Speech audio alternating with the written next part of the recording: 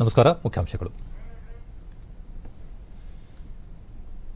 ಇದೇ 21ರಿಂದ 8 ದಿನ ವಿಧಾನಮಂಡಲ ಅಧಿವೇಶನ. ಸೋಂಕು ನಿರ್ವಹಣೆಗೆ ಸರ್ಕಾರ ಕೈಗೊಂಡ ಕ್ರಮಗಳು ಸೇರಿದಂತೆ ಹಲವು ವಿಷಯಗಳ ಕುರಿತು ಚರ್ಚೆ. ಕೇಂದ್ರೀಕೃತವಾಗಿರುವ ಕೈಗಾರಿಕೆಗಳನ್ನು ವಿವಿಧ ಭಾಗಗಳಿಗೆ ವಿಸ್ತರಿಸಲು ಕಾರ್ಯಯೋಜನೆ.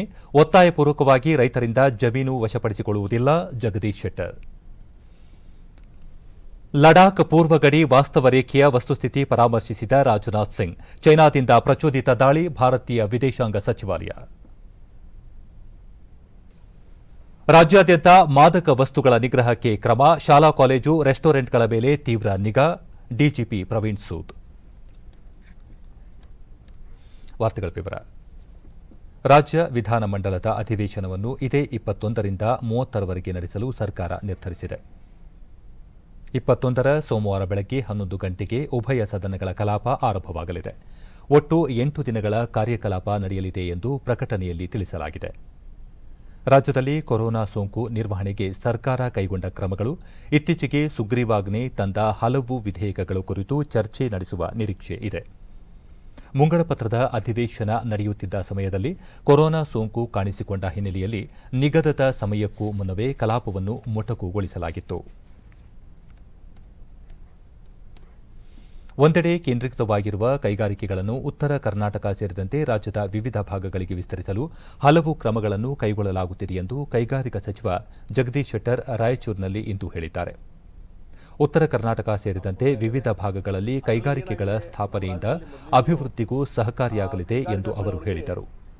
ಕೈಗಾರಿಕಾ ಉದ್ದೇಶಕ್ಕಾಗಿ ರೈತರ ಜಮೀನನ್ನು ಬಲವಂತದಿಂದ ರೈತರಿಂದ ಪಡೆಯುವ ಯಾವುದೇ ಉದ್ದೇಶ ಸರ್ಕಾರಕ್ಕಿಲ್ಲ. ರೈತರು ಬಯಸಿದಲ್ಲಿ ಜಮೀನು ಮಾರಾಟ ಮಾಡಬಹುದು. ಭೂ ಸುಧಾರಣಾ ಕಾಯ್ದೆ ಕಲಂ 79A ಮತ್ತು Bಗೆ ತಿದ್ದುಪಡಿ ತಂದಿರುವುದರಿಂದ ಹೆಚ್ಚಿನ ಅನುಕೂಲವಾಗಲಿದೆ. ಕೈಗಾರಿಕಾ ಬೆಳವಣಿಗೆ ಸೇರಿದಂತೆ ವಿವಿಧ ಉದ್ದೇಶಗಳಿಗಾಗಿ ಭೂಮಿ ಖರೀದಿಸುವ ತೊಂದರೆಗಳು ನಿವಾರಣೆಯಾಗಿದೆ ಎಂದು ಅವರು ಹೇಳಿದ್ದಾರೆ. ಕೈಗಾರಿಕೆ ಉತ್ತೇಜನ ಕೊಡಲಿಕ್ಕೆ ಏನು ಪ್ರಯತ್ನ ಆಯಿತು, ಅದರಲ್ಲಿ land reforms act section 79AB ಇದೇನಾಗೈತೆ, ಇವತ್ತು ಯಾರೋ ಅಕಸ್ಮಾತ್ ಯಾರೋ ಕಡೆ ಹಣ ಇದೆ, ಕೃಷಿ ಮಾಡ್ಬೇಕಂದ್ರೆ ಕೃಷಿ ಭೂಮಿ ಹಿಡ್ಲಿಕ್ಕೆ ಹಾಕಿದ್ದಿಲ್ಲ. ಕೃಷಿಗೆ ಇಲ್ದಿದ್ರೆ 25 ಲಕ್ಷ ಮೇಲೆ ವರಮಾನ ಇದ್ರೆ ಅವತ್ತನ್ನು ಹಿಡಿಲಿಕ್ಕೆ ಹಾಕಿದ್ದಿಲ್ಲ. ಆದರೆ ಇವತ್ತೇನು ಮಾಡಿದ್ವಿ, ಇವತ್ತು ಕೈಗಾರಿಕೆಗಳು ಸಹಿತ ಅವರು ಸೆಕ್ಷನ್ 109 ಪ್ರಕಾರ ಲ್ಯಾಂಡ್ ರಿಫಾರ್ಮ್ಸ್ ಆ್ಯಕ್ಟ್ ಪ್ರಕಾರ ಪರ್ಮಿಷನ್ ತೊಗೋಬೇಕು. ಕೈಗಾರಿಕೆ ಸಲುವಾಗಿ ಲ್ಯಾಂಡ್ ತೊಗೋಬೇಕಂದ್ರೆ, ಇಲ್ಲಾಂದ್ರೆ KDB ಮುಖಾಂತರ ಲ್ಯಾಂಡ್ ತೊಗೋಬೇಕು. ಅದಕ್ಕಾಗಿ ಕೆಲವರು ನೇರವಾಗಿ ರೈತರು ಕೂಡ ವ್ಯವಹಾರ ಮಾಡಿಕೊಂಡು ಒಪ್ಪಂದ ಮಾಡಿಕೊಂಡು ಒಂದು 10 ಎಕರೆ 50 ಎಕರೆ 100 ಎಕರೆ ಖರೀದಿ ಮಾಡಬೇಕಂದ್ರೆ ಆಗ್ತಾ ಇರಲಿಲ್ಲ ಮೊದಲು. ಈಗ ಅದು ಅಮೆಂಡ್ಮೆಂಟ್ ಆಗಿದ್ದರಿಂದ 79AB ತೆಗೆದ್ರಿಂದ ಕೈಗಾರಿಕಾ ಉದ್ಯಮಿಗಳು ಸಹಿತ ನೇರವಾಗಿ ರೈತರ ಕಡೆಯಿಂದ ಖರೀದಿ ಮಾಡ್ಬೋದು. ಹೀಗಾಗಿ ಈ ರೀತಿ ಸರಳೀಕರಣ ಆಗಿದ್ದರಿಂದ ಭಾಳಷ್ಟು ಕೈಗಾರಿಕೆಗಳು ಮುಂದೆ ಬರಲಿಕ್ಕೆ ಸಾಧ್ಯ ಇದ್ದಾವೆ ಅನ್ನುವಂಥದ್ದು ಬಲ್ಕ್ ಡ್ರಗ್ ಫಾರ್ಮಾ ಪಾರ್ಕ್ ಅಂತ ಹೇಳಿ ರಾಯಚೂರಿನಲ್ಲಿ ಫಾರ್ಮಾ ಪಾರ್ಕ್ ಮಾಡುವ ಸಂಬಂಧ ಈಗಾಗಲೇ ಕೇಂದ್ರ ರಾಸಾಯನಿಕ ಮತ್ತು ರಸಗೊಬ್ಬರ ಖಾತೆ ಸಚಿವ ಡಿವಿ ಸದಾನಂದಗೌಡ ಅವರೊಂದಿಗೆ ಚರ್ಚೆ ನಡೆಸಲಾಗಿದೆ. ಸಂಸತ್ ಅಧಿವೇಶನದ ಸಮಯದಲ್ಲಿ ಪ್ರಧಾನಿ ನರೇಂದ್ರ ಮೋದಿ ಅವರನ್ನು ಭೇಟಿ ಮಾಡಿ ಅನುಮತಿ ನೀಡುವಂತೆ ಮನವಿ ಮಾಡಲಾಗುವುದು. ಫಾರ್ಮಾ ಪಾರ್ಕ್ ಸ್ಥಾಪನೆಯಿಂದಾಗಿ ಈ ಭಾಗದಲ್ಲಿ ಕೈಗಾರಿಕಾ ಬೆಳವಣಿಗೆಗೆ ಸಹಕಾರಿಯಾಗುವ ಜೊತೆಗೆ ಉದ್ಯೋಗ ಸೃಷ್ಟಿಗೂ ಅವಕಾಶ ಸಿಗಲಿದೆ ಎಂದು ಅವರು ತಿಳಿಸಿದ್ದಾರೆ. ಪಾರ್ಲಿಮೆಂಟ್ ಅಧಿವೇಶನ ಇದ್ದಂಥ ಸಂದರ್ಭದಲ್ಲಿ ಅಲ್ಲಿಗೆ ನಾವು ಹೋಗಿ ಇನ್ನೂ ಸ್ವಲ್ಪ ಒತ್ತಡ ತೊಗೊಂಬಂದು ಈ ಒಂದು ಬಲ್ಕ್ ಡ್ರಗ್ ಫಾರ್ಮಾ ಪಾರ್ಕು ನಮ್ಮ ಈ ಭಾಗಕ್ಕೆ ಬರಬೇಕು. ಅದರಲ್ಲಿ ನಾನು ಸಾಧಾರಣಗೌಡರಿಗೆ ಹೇಳಿದ್ದೇನೆ, ನಿಮ್ಗೆ 500 ಎಕರೆ ಬೇಕು, 1000 ಎಕರೆ ಬೇಕು, ನಾವು ರಿಸರ್ವ್ ಇಟ್ಟಿದ್ದೇವೆ. ಈ ಫಾರ್ಮಾ ಪಾರ್ಕ್ ಮಾಡಲಿಕ್ಕೆ ನೀವು ಇಲ್ಲೇ ಮಾಡಬೇಕು ರಾಯಚೂರಿನಲ್ಲಿ ಅನ್ನುವಂಥದ್ದನ್ನು ಒತ್ತಿ ಹೇಳಿದ್ದೇನೆ. ಅದಕ್ಕೆ ಅವರು ಪ್ರೈಮ್ ಮಿನಿಸ್ಟರ್ದು ಅದಕ್ಕೆ ಒಪ್ಪಿಗೆ ಬೇಕಾಗ್ತದೆ, ಪ್ರೈಮ್ ಮಿನಿಸ್ಟರ್ ಅದನ್ನು ಡಿಕ್ಲೇರ್ ಮಾಡಬೇಕಾಗಿದೆ ಅನ್ನುವಂಥ ಮಾತನ್ನು ಹೇಳಿದರು. ಅದಕ್ಕಾಗಿ ಪಾರ್ಲಿಮೆಂಟ್ ನಡೆದಾಗ ಸಂಸದರು ಮತ್ತು ನಾವೆಲ್ಲ ಜನಪ್ರತಿನಿಧಿಗಳು ಅಲ್ಲಿ ಹೋಗಿ ಇವತ್ತು ಪ್ರೈಮ್ ಮಿನಿಸ್ಟರ್ನು ಭೇಟಿಯಾಗುವಂಥ ಒಂದು ಪ್ರಯತ್ನ ನಾವು ಮಾಡ್ತೀವಿ. ಅದರ ಮುಖಾಂತರ ಒಂದು ಫಾರ್ಮಾ ಪಾರ್ಕ್ ಇಲ್ಲಿ ಅನೌನ್ಸ್ ಆಯಿತು ಅಂದರೆ ಭಾಳ ದೊಡ್ಡ ಪ್ರಮಾಣದಲ್ಲಿ ಒಂದು ಬದಲಾವಣೆ ಆಗಲಿಕ್ಕೆ ಸಾಧ್ಯ. ಲಡಾಖ್ ಪೂರ್ವದ ಗಡಿ ವಾಸ್ತವ ರೇಖೆಯಲ್ಲಿನ ವಸ್ತುಸ್ಥಿತಿಯ ಕುರಿತು ರಕ್ಷಣಾ ಸಚಿವ ರಾಜನಾಥ್ ಸಿಂಗ್ ಅವರಿಂದು ವಿದೇಶಾಂಗ ವ್ಯವಹಾರಗಳ ಸಚಿವ ಡಾ ಜೈಶಂಕರ್, 3 ರಕ್ಷಣಾ ಪಡೆಗಳ ಮುಖ್ಯಸ್ಥ ಸಿಡಿಎಸ್ ಜನರಲ್ ಬಿಪಿನ್ ರಾವತ್, ಸೇನಾ ಮುಖ್ಯಸ್ಥ ಜನರಲ್ ಎಂಎಂ ನರವಣೆ ಅವರೊಂದಿಗೆ ಪರಾಮರ್ಶೆ ನಡೆಸಿದರು. ಆಗಸ್ಟ್ 29-30ರ ಮಧ್ಯರಾತ್ರಿ ಚೈನಾದ PLA ಪಡೆಗಳು ಪ್ಯಾಗಾಂಗ್ ಸರೋವರದ ಬಳಿ ಹಿಂದಿನ ಒಪ್ಪಂದವನ್ನು ಉಲ್ಲಂಘಿಸಿವೆ. ಯಥಾಸ್ಥಿತಿ ಕಾಪಾಡಿಕೊಳ್ಳುವ ಬದಲು ಗಡಿಯೊಳಗೆ ಪ್ರವೇಶಿಸುವ ವಿಫಲ ಯತ್ನ ಮಾಡಿವೆ ಎಂದು ಭಾರತದ ರಕ್ಷಣಾ ಸಚಿವಾಲಯ ಸೋಮವಾರ ತನ್ನ ಹೇಳಿಕೆಯಲ್ಲಿ ತಿಳಿಸಿತ್ತು. ಭಾರತದ ಸೇನೆ ಗಡಿಯಲ್ಲಿ ಮಾತುಕತೆ ಮೂಲಕ ಶಾಂತಿ ಮತ್ತು ಸಂಯಮ ಕಾಪಾಡಿಕೊಳ್ಳಲು ಪ್ರಯತ್ನಶೀಲವಾಗಿದೆ. ಅದೇ ವೇಳೆ ತನ್ನ ಗಡಿ ಮತ್ತು ಸಾರ್ವಭೌಮತ್ವ ರಕ್ಷಿಸಲು ಬದ್ಧವಾಗಿದೆ ಎಂದು ಹೇಳಿತು. ಚೈನಾ ಪಡೆಗಳ ಇಂಥ ಕೃತ್ಯದ ಬಗ್ಗೆ ಮೊದಲೇ ಊಹಿಸಿದ್ದ ಭಾರತೀಯ ಪಡೆಗಳು ತಕ್ಕ ಉತ್ತರ ನೀಡಿ ಹಿಮ್ಮೆಟ್ಟಿಸಿದ್ದವು. ಈ ಹಿನ್ನೆಲೆಯಲ್ಲಿ ಇಂದು ರಕ್ಷಣಾ ಸಚಿವರು 29:30 ರಾತ್ರಿ ನಡೆದ ಘಟನಾವಳಿಗಳ ಖುದ್ದು ಮಾಹಿತಿ ಪಡೆಯಲು ಮತ್ತು ಮುಂದಿನ ಕ್ರಮಗಳ ಬಗ್ಗೆ ಕಾರ್ಯತಂತ್ರ ರೂಪಿಸಲು ಪರಾಮರ್ಶೆ ನಡೆಸಿದವು. ಈ ಮಧ್ಯೆ ಭಾರತೀಯ ವಿದೇಶಾಂಗ ಸಚಿವಾಲಯ ಚೈನಾ ಉದ್ದೇಶಪೂರ್ವಕವಾಗಿ ಸೇನಾ ಪಡೆಗಳನ್ನು ಪ್ರಚೋದಿಸುತ್ತಿದೆ, ಉಭಯ ದೇಶಗಳ ನಡುವೆ ಏರ್ಪಟ್ಟಿರುವ ಒಪ್ಪಂದವನ್ನು ಚೈನಾ ಉಲ್ಲಂಘಿಸುತ್ತಿದೆ, ಭಾರತದ ಸೇನಾಪಡೆಗಳು ಗಡಿ ರಕ್ಷಣೆಗೆ ಬದ್ಧವಾಗಿದ್ದು ಮಿಲಿಟರಿ ಹಾಗೂ ರಾಜತಾಂತ್ರಿಕ ಮಾತುಕತೆಗೆ ಭಾರತ ಸಿದ್ಧವಿದೆ ಎಂದು ತಿಳಿಸಿದೆ. ಕಲ್ಲಿದ್ದಲು ಕ್ಷೇತ್ರದಲ್ಲಿ ಭಾರತ ಸ್ವಾವಲಂಬನೆ ಸಾಧಿಸುವ ಗುರಿ ಹೊಂದಿದೆ. 2023-24 ಸಾಲಿನ ಹೊತ್ತಿಗೆ 1 ಶತಕೋಟಿ ಟನ್ ಕಲ್ಲಿದ್ದಲು ಉತ್ಪಾದನೆಯ ಗುರಿಯನ್ನು ಹಾಕಿಕೊಳ್ಳಲಾಗಿದೆ. ರಾಷ್ಟ್ರೀಯ ಗಣಿ ಸಂಸ್ಥೆ ಕೋಲ್ ಇಂಡಿಯಾ ಲಿಮಿಟೆಡ್ 1,22,000 ಕೋಟಿ ರೂಪಾಯಿ ಹೂಡಿಕೆ ಮಾಡುತ್ತಿದೆ ಎಂದು ಕೇಂದ್ರ ಗಣಿ ಸಚಿವ ಪ್ರಹ್ಲಾದ್ ಜೋಶಿ ತಿಳಿಸಿದ್ದಾರೆ.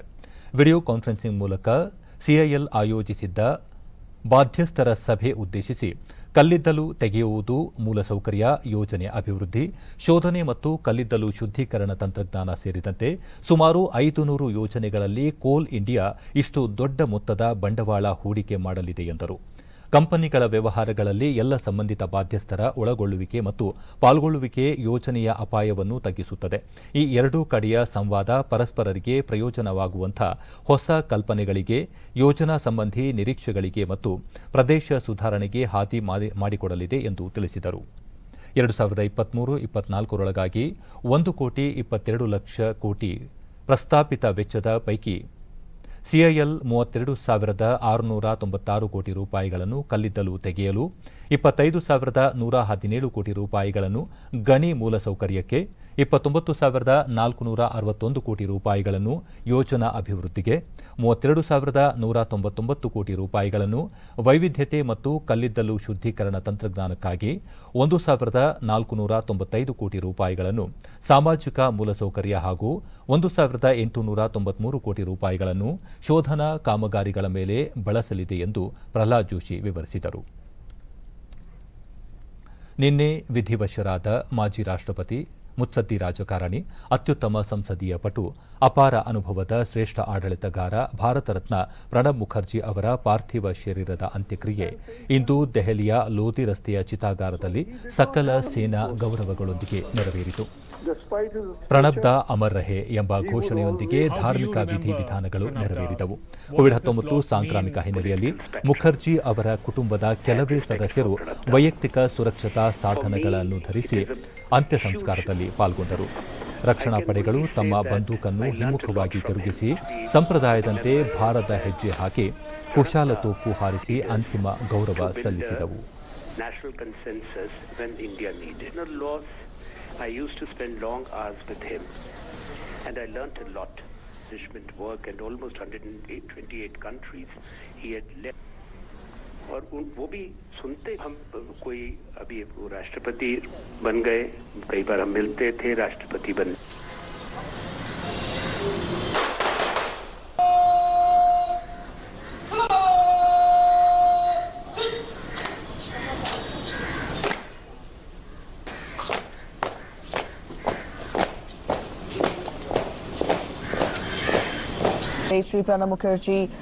ಪ್ರಣಬ್ ಮುಖರ್ಜಿ ಅವರ ನಿಧನದ ಹಿನ್ನೆಲೆಯಲ್ಲಿ 7 ದಿನಗಳ ರಾಷ್ಟ್ರೀಯ ಶೋಕಾಚರಣೆ ಘೋಷಿಸಲಾಗಿದೆ. ಇದಕ್ಕೂ ಮುನ್ನ ಕೋವಿಡ್ ಸಾಂಕ್ರಾಮಿಕದ ಶಿಷ್ಟಾಚಾರಗಳ ಹಿನ್ನೆಲೆಯಲ್ಲಿ ಸೇನಾ ಆಸ್ಪತ್ರೆಯಿಂದ ಇಂದು ಬೆಳಗ್ಗೆ ನಂಬರ್ 10 ರಾಜಾಜಿ ಮಾರ್ಗದ ನಿವಾಸಕ್ಕೆ ಪಾರ್ಥಿವ ಶರೀರವನ್ನು ಸಕಲ ಮುನ್ನೆಚ್ಚರಿಕಾ ಕ್ರಮಗಳಲ್ಲಿ ತರಲಾಯಿತು.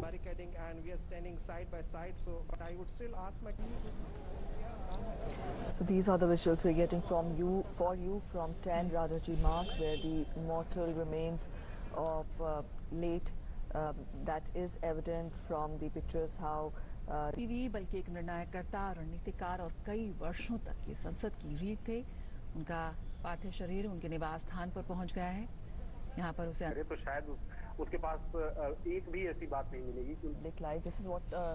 ರಾಷ್ಟ್ರಪತಿ ರಾಮನಾಥ್ ಕೋವಿಂದ್, ಉಪರಾಷ್ಟ್ರಪತಿ ಎಂ ವೆಂಕಯ್ಯ ನಾಯ್ಡು, ಲೋಕಸಭಾ ಸ್ಪೀಕರ್ ಓಂ ಬಿರ್ಲಾ, ಪ್ರಧಾನಿ ನರೇಂದ್ರ ಮೋದಿ, ರಕ್ಷಣಾ ಸಚಿವ ರಾಜನಾಥ್ ಸಿಂಗ್ ಹಣಕಾಸು ಸಚಿವೆ ನಿರ್ಮಲಾ ಸೀತಾರಾಮನ್ ಸೇರಿದಂತೆ ಕೇಂದ್ರ ಸಚಿವ ಸಂಪುಟದ ಸದಸ್ಯರು, 3 ರಕ್ಷಣಾ ಪಡೆಗಳ ಮುಖ್ಯಸ್ಥರು, ಆರ್ಎಸ್ಎಸ್ ಮುಖ್ಯಸ್ಥ ಮೋಹನ್ ಭಾಗವತ್ ಮತ್ತು ಸಾರ್ವಜನಿಕರು ವ್ಯಕ್ತಿಗತ ಅಂತರ ಕಾಯ್ದುಕೊಂಡು ಅಗಲಿದ ಮಹಾನ್ ನಾಯಕನಿಗೆ ಅಂತಿಮ ನಮನ ಸಲ್ಲಿಸಿದರು. Talked of how the country has lost an elder statesman in his death, and he remembered the humble beginnings of Pranavda, and he talked of how he rose to occupy the country's heights.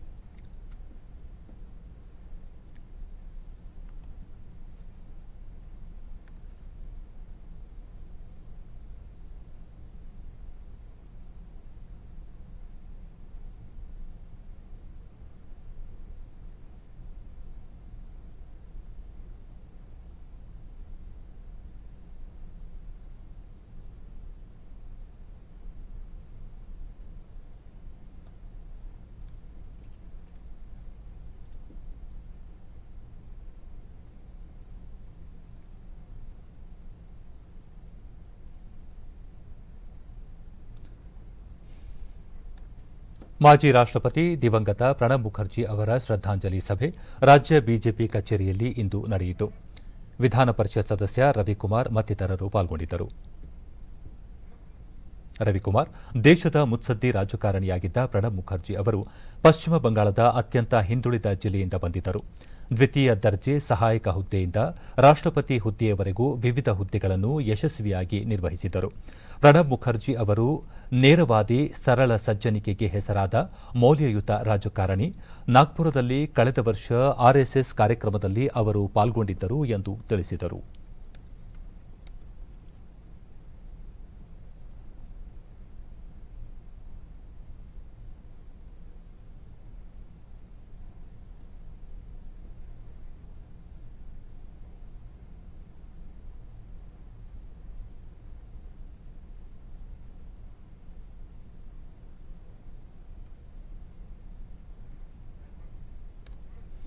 ರಾಜ್ಯದಲ್ಲಿಂದು ಹೊಸದಾಗಿ 9,058 Covid ಪ್ರಕರಣಗಳು ದೃಢಪಟ್ಟಿದ್ದು, ಇದರೊಂದಿಗೆ ಒಟ್ಟು ಸೋಂಕು ಪ್ರಕರಣಗಳ ಸಂಖ್ಯೆ 3,51,481ಕ್ಕೆ ಏರಿಕೆಯಾಗಿದೆ. 5,159 ಮಂದಿ ಆಸ್ಪತ್ರೆಯಿಂದ ಬಿಡುಗಡೆಯಾಗಿದ್ದು, ಇದುವರೆಗೂ ಗುಣಮುಖಗೊಂಡವರ ಸಂಖ್ಯೆ 2,54,626ಕ್ಕೆ ತಲುಪಿದೆ. ಇಂದು 135 ಮಂದಿ ಸಾವನ್ನಪ್ಪಿದ್ದು ಮೃತಪಟ್ಟವರ ಸಂಖ್ಯೆ 5,837ಕ್ಕೆ ಏರಿಕೆಯಾಗಿದೆ. ಸದ್ಯ ರಾಜ್ಯದಲ್ಲಿ 90,999 ಸಕ್ರಿಯ ಪ್ರಕರಣಗಳಿವೆ. 762 ಮಂದಿ ರಾಜ್ಯದ ವಿವಿಧ ಆಸ್ಪತ್ರೆಗಳಲ್ಲಿ ತೀವ್ರ ನಿಗಾ ಘಟಕದಲ್ಲಿ ಚಿಕಿತ್ಸೆ ಪಡೆಯುತ್ತಿದ್ದಾರೆ. ಇಂದು 83,670 ಮಂದಿಗೆ ಪರೀಕ್ಷೆ ನಡೆಸಿದ್ದು ಇದುವರೆಗೂ 29,79,477 ಮಂದಿಗೆ ಕೊರೋನಾ ಪರೀಕ್ಷೆ ನಡೆಸಲಾಗಿದೆ ಎಂದು ಆರೋಗ್ಯ ಮತ್ತು ಕುಟುಂಬ ಕಲ್ಯಾಣ ಇಲಾಖೆ ತಿಳಿಸಿದೆ.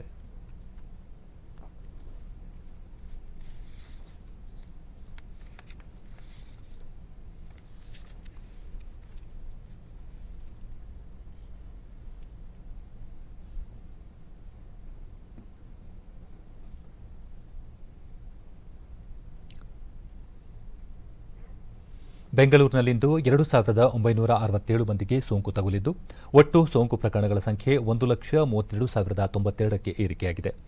ಇಂದು 1,137 ಮಂದಿ ಆಸ್ಪತ್ರೆಯಿಂದ ಬಿಡುಗಡೆಯಾಗಿದ್ದು ಇದುವರೆಗೂ ಬಿಡುಗಡೆಯಾದವರ ಸಂಖ್ಯೆ 91,180ಕ್ಕೆ ಏರಿಕೆಯಾಗಿದೆ. ಸದ್ಯ 38,906 ಸಕ್ರಿಯ ಪ್ರಕರಣಗಳು ಇವೆ.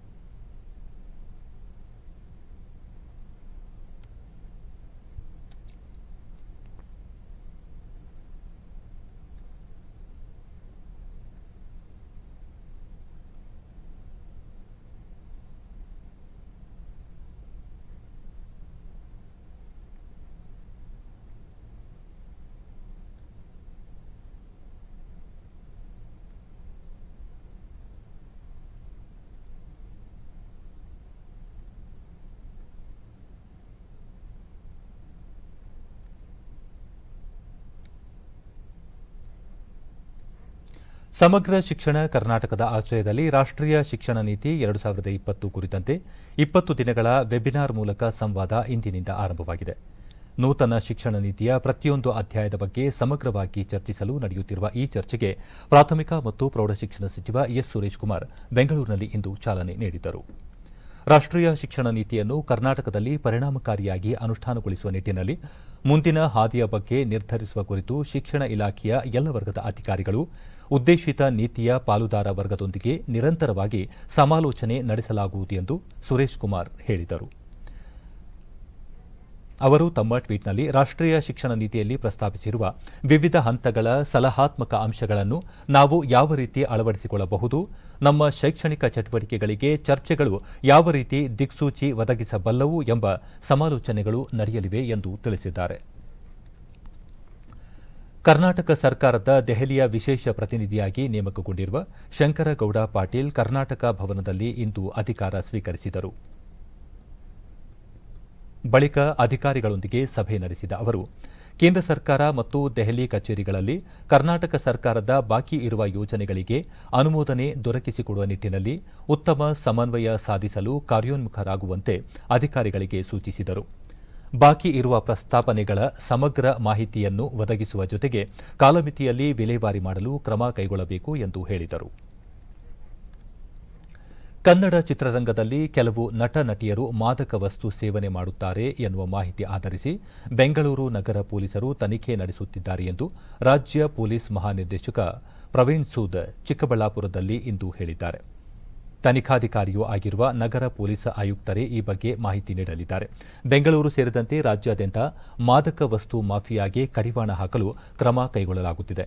ಈ ಬಗ್ಗೆ ಶಾಲಾ ಕಾಲೇಜು, ಹೋಟೆಲ್, ರೆಸ್ಟೋರೆಂಟ್ ಸೇರಿದಂತೆ ವಿವಿಧೆಡೆ ತೀವ್ರ ನಿಗಾ ವಹಿಸಲಾಗಿದೆ ಎಂದರು. ರಾಜ್ಯಾದ್ಯಂತ ಕಾನೂನು ಸುವ್ಯವಸ್ಥೆ ಶಾಂತಿಯುತವಾಗಿದೆ. ಕೇಂದ್ರ ಸರ್ಕಾರದ ಸಹಕಾರದೊಂದಿಗೆ ಆಂತರಿಕ ಭದ್ರತೆಗೆ ಆದ್ಯತೆ ನೀಡಲಾಗಿದೆ ಎಂದು ಅವರು ತಿಳಿಸಿದರು.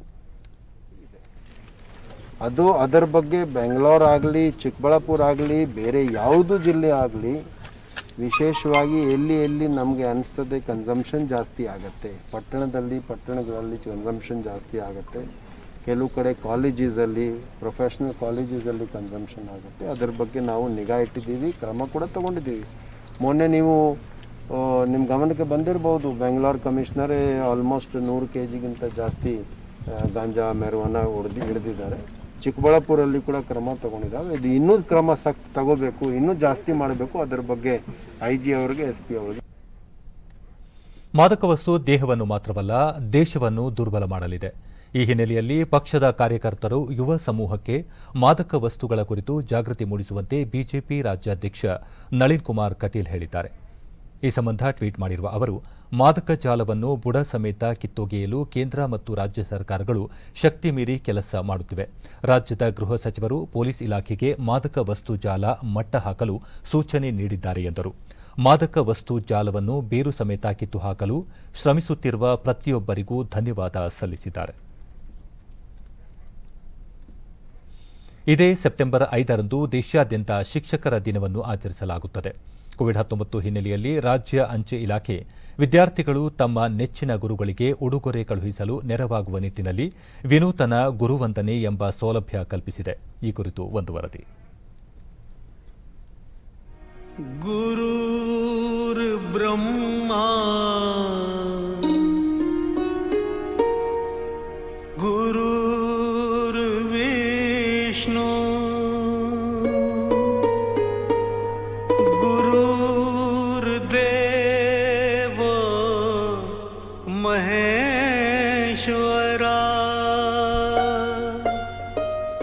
ಗುರುರ್ ಸಾಕ್ಷಾತ್ ಪರಬ್ರಹ್ಮ. ಗುರುವಿನ ಗುಲಾಮನಾಗುವ ತನಕ ದೊರೆಯದಣ್ಣ ಮುಕುತಿ. ಇದು ವಿದ್ಯಾರ್ಥಿ ಮತ್ತು ಶಿಕ್ಷಕರ ನಡುವಿನ ಬಾಂಧವ್ಯದ ದ್ಯೋತಕ.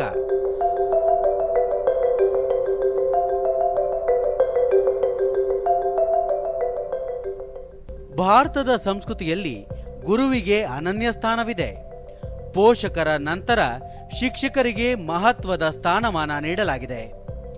ವಿದ್ಯಾರ್ಥಿಗಳ ಜೀವನ ರೂಪಿಸುವಲ್ಲಿ ಗುರುವಿನ ಪಾತ್ರ ಅಮೂಲ್ಯ. ಸೆಪ್ಟೆಂಬರ್ 5ರಂದು ಮಾಜಿ ರಾಷ್ಟ್ರಪತಿ ಸರ್ವಪಲ್ಲಿ ರಾಧಾಕೃಷ್ಣನ್ ಅವರ ಜನ್ಮದಿನದ ಅಂಗವಾಗಿ ಶಿಕ್ಷಕರ ದಿನವನ್ನು ದೇಶಾದ್ಯಂತ ಆಚರಿಸಲಾಗುತ್ತದೆ. ಕೋವಿಡ್-19 ಲಾಕ್ಡೌನ್ ಹಿನ್ನೆಲೆಯಲ್ಲಿ ಶಾಲಾ ಕಾಲೇಜುಗಳು ಇನ್ನೂ ಆರಂಭವಾಗಿಲ್ಲ. ಹೀಗಾಗಿ ವಿದ್ಯಾರ್ಥಿಗಳು ಮತ್ತು ಶಿಕ್ಷಕರ ಮುಖಾಮುಖಿ ಭೇಟಿ ಸಾಧ್ಯವಾಗುತ್ತಿಲ್ಲ. ಇದನ್ನು ಮನಗಂಡ ಅಂಚೆ ಇಲಾಖೆ ವಿದ್ಯಾರ್ಥಿಗಳು ತಮ್ಮ ಶಿಕ್ಷಕರಿಗೆ ಗೌರವ ಸಲ್ಲಿಸಲು ಅನುವಾಗುವಂತೆ ಆನ್ಲೈನ್ ಮೂಲಕ ಗುರುವಂದನೆ ಎಂಬ ವಿಶೇಷ ಸೌಲಭ್ಯವನ್ನು ಆರಂಭಿಸಿದೆ.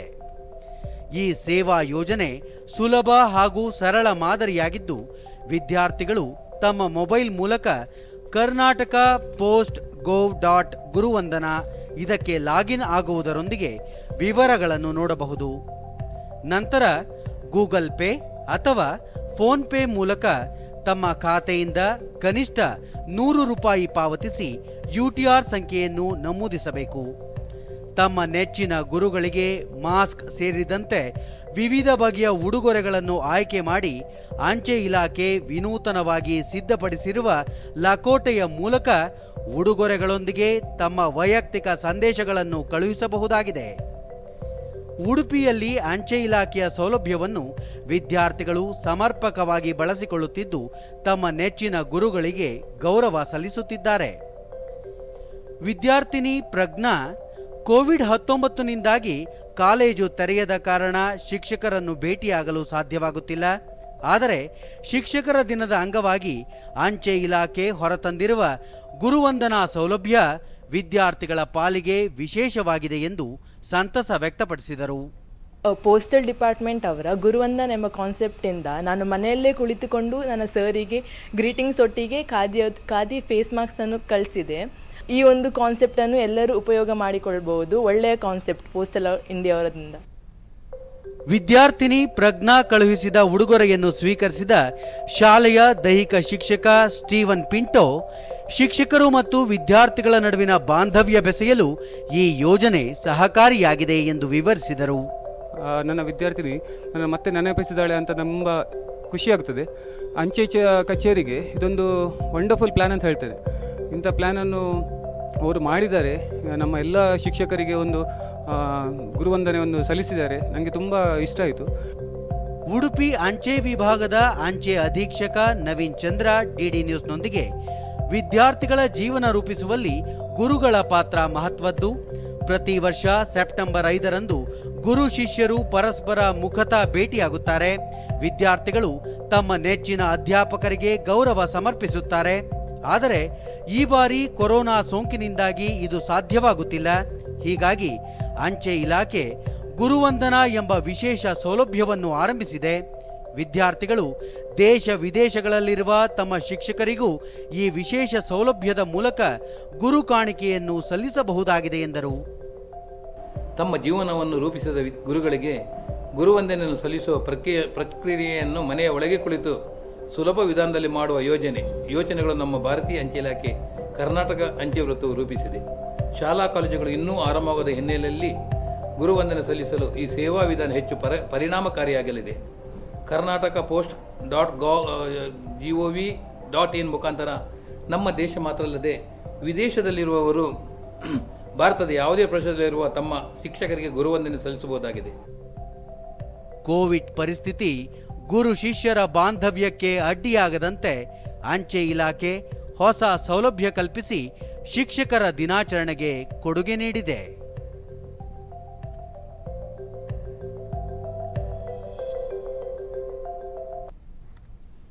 ಆಗಸ್ಟ್ 2020ರಲ್ಲಿ ಸಂಗ್ರಹಿಸಲಾದ ಒಟ್ಟು ಜಿಎಸ್ಟಿ ಆದಾಯ 86,449 ಕೋಟಿ ರೂಪಾಯಿಗಳಾಗಿದ್ದು, ಕಳೆದ ವರ್ಷದ ಇದೇ ತಿಂಗಳಿಗೆ ಹೋಲಿಸಿದರೆ ಶೇಕಡಾ 88ರಷ್ಟು ಮಾತ್ರ ಕ್ರೋಢೀಕರಣವಾಗಿದೆ ಎಂದು ಹಣಕಾಸು ಸಚಿವಾಲಯ ತಿಳಿಸಿದೆ. ಸಿಜಿಎಸ್ಟಿಯಿಂದ 15,906 ಕೋಟಿ, ಜಿಎಸ್ಟಿಯಿಂದ 21,064 ಕೋಟಿ, ಐಜಿಎಸ್ಟಿಯಿಂದ 42,264 ಕೋಟಿ ಸಂಗ್ರಹವಾಗಿದೆ ಎಂದು ತನ್ನ ಪ್ರಕಟಣೆಯಲ್ಲಿ ತಿಳಿಸಿದೆ.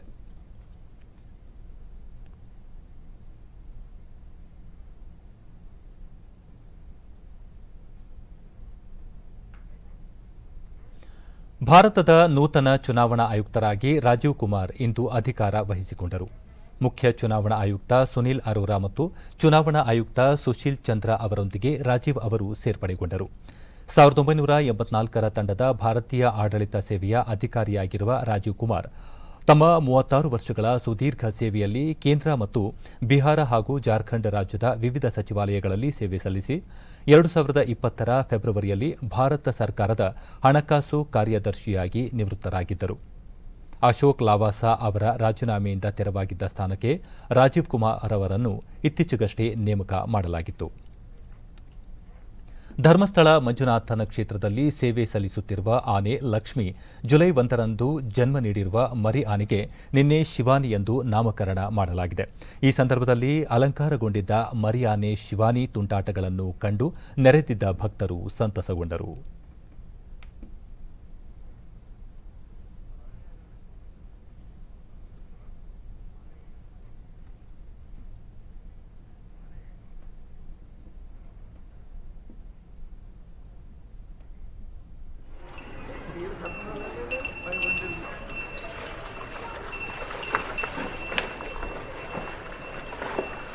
ಕ್ಷೇತ್ರದಲ್ಲಿ ಸಾಕು ಆನೆಗಳಲ್ಲಿ ಧರ್ಮಸ್ಥಳದ ಧರ್ಮಾಧಿಕಾರಿ ಡಿ ವೀರೇಂದ್ರ ಹೆಗ್ಗಡೆ ಶ್ರೀ ಕ್ಷೇತ್ರದಲ್ಲಿ ಮೊದಲ ಬಾರಿಗೆ ಸಾಕು ಆನೆ ಮರಿ ಹಾಕಿದ್ದು ಎಲ್ಲರ ಸಂತಸಕ್ಕೆ ಕಾರಣವಾಗಿದೆ.